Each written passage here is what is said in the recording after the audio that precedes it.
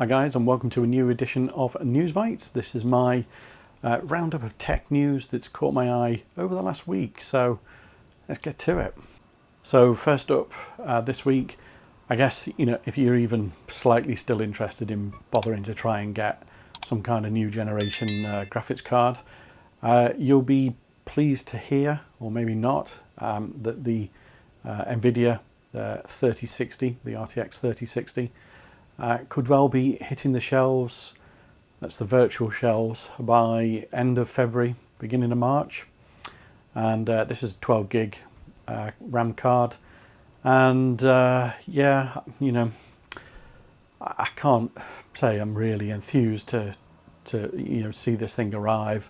I think having read a report the last few days about the number of units that have been sold by scalpers on various sites and the amount of money that they've actually gone and generated from that.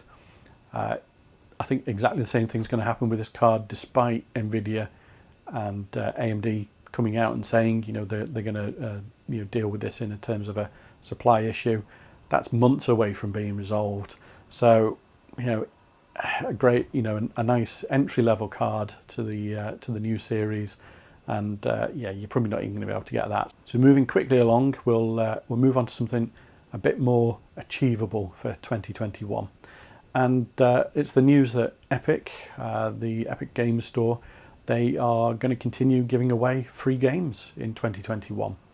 And if you've not been on there, you don't know about this, then they give away a pretty decent title, usually around about kind of like the 75 to 80% mark in terms of review ratings. And it's completely free, gets loaded onto your Epic Store account, a bit like Steam, and you can download it whenever you want. Just to give you an idea, for 2020 they gave away 103 different titles. And I think it was something like 560 million downloads of those titles. So it is quite a popular thing, and who doesn't like free games? So get yourself your Epic Games Store account if you haven't got one, and get looking out for those titles.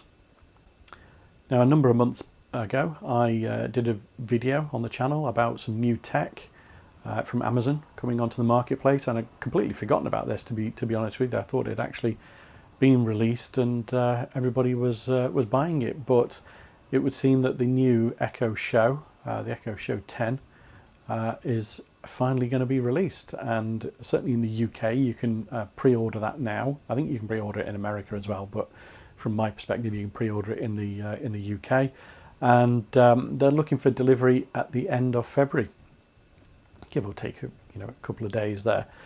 So if you didn't know, this is the new iteration of the show, and this is the one that creepily follows you around the room when you're moving around.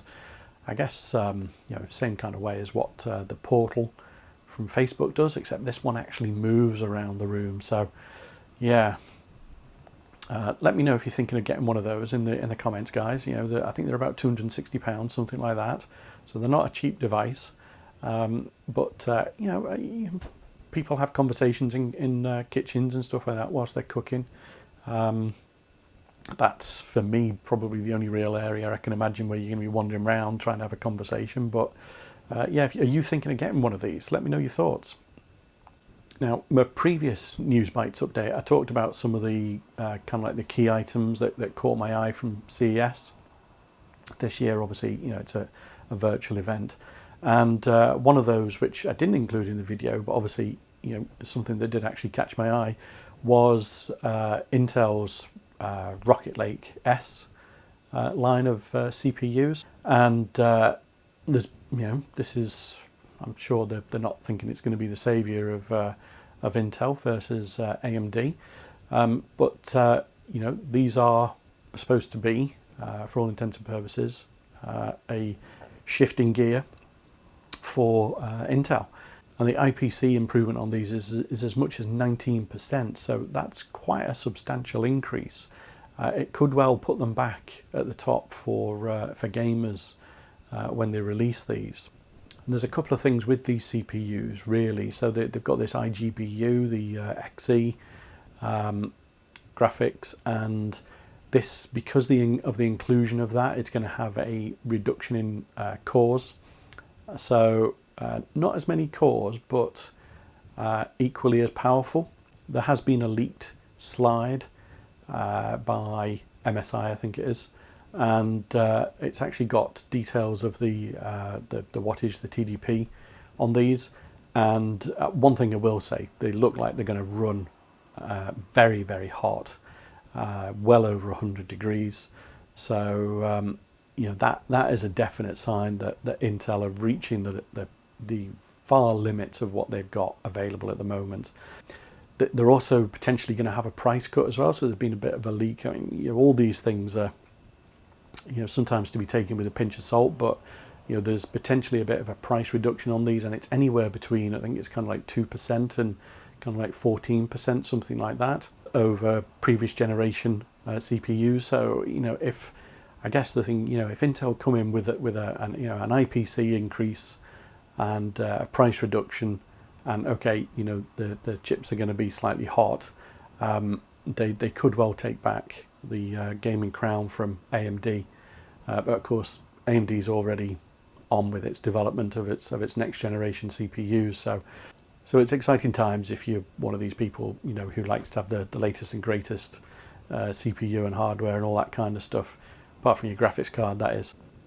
Anyway, guys, that's my update for this week.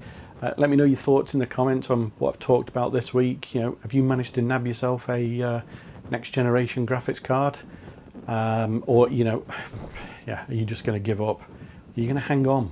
See when they eventually become available. Anyway, if you enjoyed the video, hit the like button and consider subscribing to the channel for more content like this and all the reviews and all the other stuff.